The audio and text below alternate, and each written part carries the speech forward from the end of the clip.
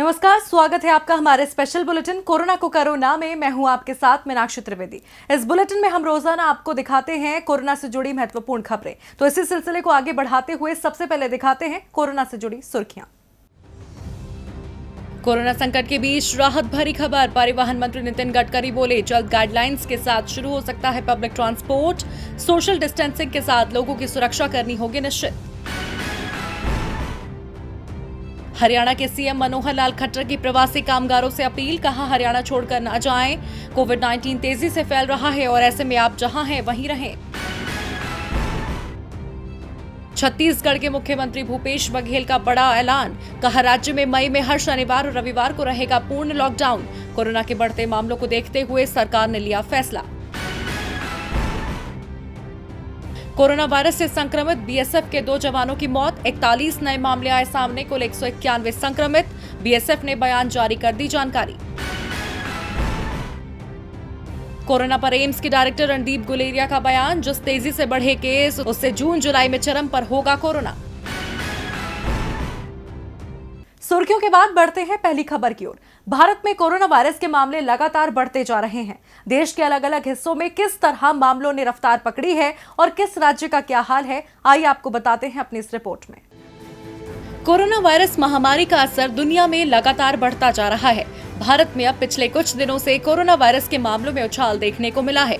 देश में कोरोना के कुल केस 52,952, कोरोना से मरने वालों की संख्या 1,783, कोरोना से ठीक हुए मरीजों का आंकड़ा 15,267। पिछले 24 घंटे में 3,561 नए मामले। कल से अब तक 89 लोगों की मौत।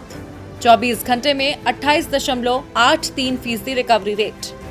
कोरोना वायरस के सबसे ज्यादा मामले महाराष्ट्र में हैं। महाराष्ट्र में कोरोना के 16,758 मामले हैं। बीते 24 घंटे में महाराष्ट्र में कोरोना वायरस के 1233 मामले दर्ज किए गए हैं। वहीं मुंबई देश का ऐसा एकमात्र शहर है जहां कोरोना संक्रमितों का आंकड़ा 10,000 पार कर चुका है। मुंबई में कोरोना वायरस के 10,714 मामले हैं। महाराष्ट्र के बाद गुजरात में सबसे ज्यादा मामले हैं। गुजरात में कोरोना संक्रमितों की संख्या 6200 से ज्यादा है। इसके बाद दिल्ली का नंबर आता है, जहां संक्रमितों का आंकड़ा 5000 से ज्यादा है। वहीं दिल्ली के बाद तमिलनाडु में 4000 से ज्यादा मामले हैं। अब नजर डालते हैं दुनिया के उन देशों पर जहां कोरोना ने तेजी पकड़ी है। दुनिया भर में कोरोना के 38,41,000 मामले, 2,65,000 लोगों की मौत, 12,63,000 मरीज कोरोना से हुए ठीक। अमेरिका में 12,63,000 कोरोना के मरीज। अमेरिका में करीब 74,000 लोगों की मौत। स्पेन में कोरोना के मामले 2,56,000। इटली में 2,14,000 कोरोना संक्रमण के मामले। फ्रांस में कोरोना के मरीज 1,74,000। जर्मनी में कोरोना संक्रमितों की संख्या 1,68,000। सरकार की ओर से लगातार बताया जा रहा है कि सार्वजनिक स्थानों पर उचित दूरी जरूरी है। अगर आप दुकानों पर जाते हैं तो सोशल डिस्टेंसिंग का पालन होना जरूरी है और फेस मास्क लगाना अनिवार्य है। कोविड-19 के चलते दुनिया भर में हाहाकार मचा हुआ है। इस बीमारी से लोगों में डर का माहौल बना हुआ है। वैज्ञानिक, डॉक्टर, शासन, प्रशासन, हर कोई अपनी ओर से इसकी रोकथाम की कोशिशों में जुटे हैं। इसको लेकर तमाम बातें भी कही जा रही हैं। अब एक बार फिर से इसको लेकर एक राहत भरी खबर सामने आई है। क्या है पूरा माजरा, इस रिपोर्ट में देखिए। आखिर कब खत्म होगा कोरोना का रोना? कब पहले की तरह जिंदगी पटरी पर लौटेगी? कब तक ये डर का माहौल खत्म हो पाएगा? ये तमाम सवाल आज हर किसी के मन में हैं। लेकिन अब कोरोना के बढ़ते मामलों को देखकर परेशान होने की जरूरत नहीं है। जी हाँ, आने वाले समय में कोरोना सामान्य फ्लू की तरह ही हो जाएगा। दरअसल देश के अलग अलग राज्यों में कोरोना संक्रमण के मामलों से ये बात सामने आई है। Corona virus upper respiratory tract को ही प्रभावित कर रहा है और यही वजह है कि जहां ज्यादातर मरीज एसिम्प्टोमेटिक हैं, दूसरे देशों की तरह ये घातक भी साबित नहीं हो रहा है। Indian Council of Medical Research के National Institute of Traditional Medicine के निदेशक और जाने माने वायरोलॉजिस्ट डॉक्टर देव प्रसाद चट्टोपाध्याय का कहना है, बढ़ती कोरोना टेस्टिंग के साथ मरीजों की संख्या में वृद्धि के आंकड़ों को देखकर घबराने की जरूरत नहीं है।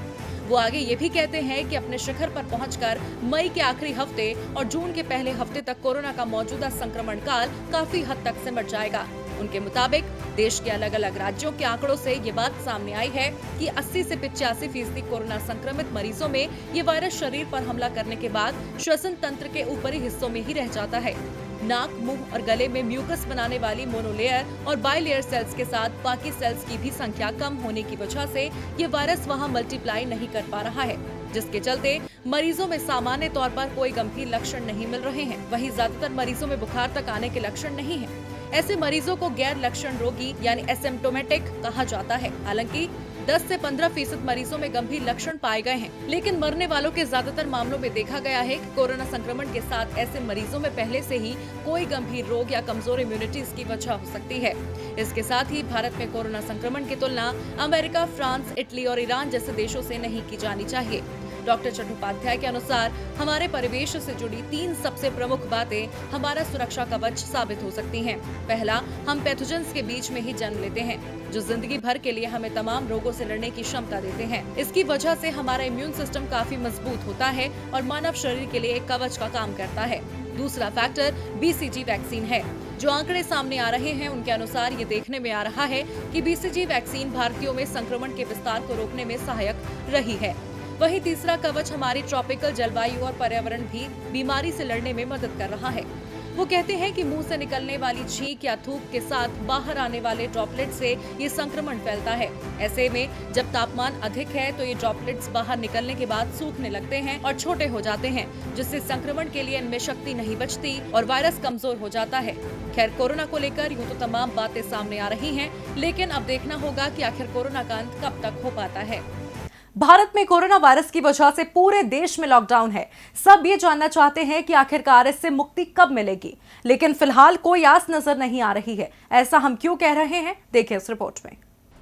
कोरोना से परेशान पूरी दुनिया इस आस में बैठी थी कि जल्द कोरोना संकट खत्म होगा, क्योंकि दुनिया के कई देश दिन रात इसकी वैक्सीन बनाने में जुटे हैं। लेकिन भारत में उम्मीद लगाए बैठे लोगों को सिंगापुर के एक्सपर्ट ने झटका दे दिया है। पहले दावा किया जा रहा था कि ज्यादातर देशों से मई में कोरोना खत्म हो जाएगा, इसमें भारत भी शामिल था, लेकिन अब ऐसा होता नहीं दिख रहा है। आपको बता दें, Singapore university of technology and design के रिसर्चर्स की ओर से 25 अप्रैल 2020 को आई रिपोर्ट में कहा गया था कि दुनिया भर से कोरोना वायरस का संक्रमण 29 मई तक 97% खत्म हो जाएगा, लेकिन 100% खत्म होने में से 8 दिसंबर तक का समय लगेगा। लेकिन अब ये बढ़कर 20 दिसंबर 2020 हो गया है। वहीं भारत में 21 मई तक 97% तक खत्म होने की संभावना बताई गई थी, लेकिन अब 31 अगस्त 2020 तक ऐसा होने की बात कही जा रही है। मई की शुरुआत के बाद से ही देश में कोरोना वायरस के आंकड़ों में जबरदस्त उछाल हुआ है। अब देखना होगा कोरोना काल का अंत कब तक हो पाता है। SUTD के अनुसार भारत समेत पूरी दुनिया में कोरोना खत्म होने की भविष्यवाणी प्रतिदिन बदलने वाले आंकड़ों के साथ बदलती रहेगी। देश के कई विशेषज्ञों की माने तो भारत में कोरोना वायरस तभी रुक सकता है जब लोग लॉकडाउन का पालन करते हैं। कोरोना वायरस के खात्मे के लिए तो पूरी दुनिया के वैज्ञानिक मेहनत कर रहे हैं, लेकिन अभी तक इस वायरस से निजात पाने में किसी को सफलता हासिल नहीं हो पाई है। इस बीच भारत में एक उम्मीद की किरण जरूर नजर आई है। जी हां, देश में वैज्ञानिक औद्योगिक अनुसंधान परिषद ने कोरोना संक्रमण से लड़ने के लिए प्रतिरोधक क्षमता बढ़ाने वाली वैक्सीन का मानव ट्रायल शुरू कर दिया है। क्या वैज्ञानिकों ने ढूंढ लिया है कोरोना का इलाज? क्या जल्द कोरोना से मिलेगी निजात? ये सवाल उस वक्त से उठने लगे हैं जब से भारत में कोरोना संक्रमण को मात देने के लिए प्रतिरोधक क्षमता बढ़ाने वाली वैक्सीन के ट्रायल की खबरें सामने आई। हालांकि कोरोना के खिलाफ जंग में कई देशों ने वैक्सीन का ट्रायल किया है, लेकिन अब भारत में वैज्ञानिक औद्योगिक अनुसंधान परिषद ने कोरोना संक्रमण से लड़ने के लिए प्रतिरोधक क्षमता बढ़ाने वाली वैक्सीन का मानव ट्रायल शुरू कर दिया है। जी हाँ, ये ट्रायल पहले चरण में दिल्ली एम्स, भोपाल और चंडीगढ़ PGI में किया जा रहा है। CSIR ने बताया कि भारत सरकार से हरी झंडी मिलने के बाद 50 गंभीर मरीजों पर इसका प्रयोग शुरू किया गया है। ये सभी वेंटिलेटर पर हैं। इन मरीजों का उपचार प्लाज्मा थेरेपी से नहीं किया गया है। ट्रायल के दौरान इनके शरीर पर इस दवा का असर देखा जाएगा। इसके अलावा 4000 उन मरीजों को भी दवा दी जाएगी जिनकी हालत बहुत गंभीर नहीं है। इनमें देखा जाएगा कि दवा प्रतिरक्षा प्रणाली को कितने दिन में और कितना मजबूत करती है। इसके बाद कोरोना पीड़ितों के संपर्क में आने वाले 500 लोगों को दवा दी जाएगी। देखा जाएगा कि क्या उनकी प्रतिरोधक क्षमता इतनी दृढ़ हो गई है कि वो संक्रमण से बच सकें। CSIR के महानिदेशक शेखर ने बताया कि कोरोना वैक्सीन को आने में अभी वक्त लगेगा।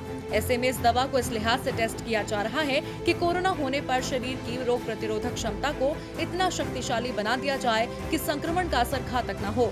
अगर प्रयोग सफल रहता है तो कोरोना भारत में मरीजों के लिए प्राणघाती नहीं रहेगा। ऐसे में अब इस ट्रायल के नतीजों का सभी को बेसब्री से इंतजार है। कोरोना के बाद क्या दक्षिण एशिया में एक और स्वास्थ्य आपातकाल लगने वाला है? हालात तो इस ओर ही इशारा कर रहे हैं। कोरोना ने ऐसा कहर बरपाया है कि सब कुछ थम गया है। अगर ऐसे में दक्षिण एशिया में बच्चे बीमार पड़ने लगे तो मुसीबत और ज्यादा बढ़ जाएगी। यूनिसेफ की ये रिपोर्ट तो कुछ इस ओर ही इशारा कर रही है। देखिए, कोरोना काल में दुनिया पहले ही बेहाल है। हालात इतने खराब हैं कि सारे जरूरी काम रुक गए हैं, सब कुछ बंद है और अब इसका असर बच्चों के टीकाकरण पर भी देखने को मिल रहा है। नवजात को जो टीके लगने बेहद जरूरी हैं, वो नहीं लग पा रहे हैं। यूनिसेफ की रिपोर्ट के मुताबिक दक्षिण एशिया में करीब 40,50,000 बच्चों को नियमित टीका नहीं दिया जा रहा है। कोविड-19 से पहले भी ऐसे हालात थे, लेकिन अब चिंता ज्यादा बढ़ गई है। अगर बच्चों को समय पर टीका या वैक्सीन नहीं दिया गया तो दक्षिण एशिया में एक और स्वास्थ्य आपातकाल का सामना करना पड़ सकता है। दरअसल दक्षिण एशिया के कई देशों ने टीकाकरण अभियान रोक दिया है। वहीं कोरोना के डर के कारण माँ बाप भी बच्चों को अस्पताल नहीं ले जा रहे। टीकाकरण न होने में सबसे बड़ी दिक्कत वैक्सीन के स्टॉक में तेजी से होती कमी भी है, क्योंकि यात्रा सेवा प्रतिबंधित होने के कारण वैक्सीन बनाने में दिक्कतें आ रही हैं। बता दें, नवजात का शरीर वातावरण में मौजूद वायरस या बैक्टीरिया से अनजान होता है। ऐसे में टीकाकरण होने से बच्चे के शरीर में प्रतिरोधक क्षमता बढ़ जाती है, ताकि खतरनाक बीमारियों से बच्चा सुरक्षित रह सके। बात भारत की करें तो बच्चों को जन्म पर BCG, ओरल पोलियो वैक्सीन और हेपेटाइटिस B का टीका लगता है, जो जन्म के समय ही लगा दिया जाता है। लेकिन उसके बाद नियमित अंतराल पर बच्चों को और टीके लगवाने के लिए डॉक्टर के पास ले जाना होता है। इन टीकों में देरी होने से बच्चों में बीमारी की संभावनाएं बढ़ जाती हैं। यूनिसेफ ने भी दक्षिण एशियाई देशों से कोरोना की मुसीबत के बाद टीकाकरण अभियान तेज करने की सिफारिश की है। इस बुलेटिन में फिलहाल इतना ही। अपना और अपने परिवार का रखें ख्याल। नमस्कार। क्योंकि जिंदगी अभी बाकी है, एक मुलाकात डॉक्टर राजीव राठी के साथ होगी उम्मीदों भरी बात। कैसे रखें खुद को सुरक्षित और खुशहाल। जुड़िए हमारे साथ और जानिए अपने सवालों के जवाब। 8 मई को दोपहर 12:15 बजे DB लाइव और डेली हंट पर एक साथ।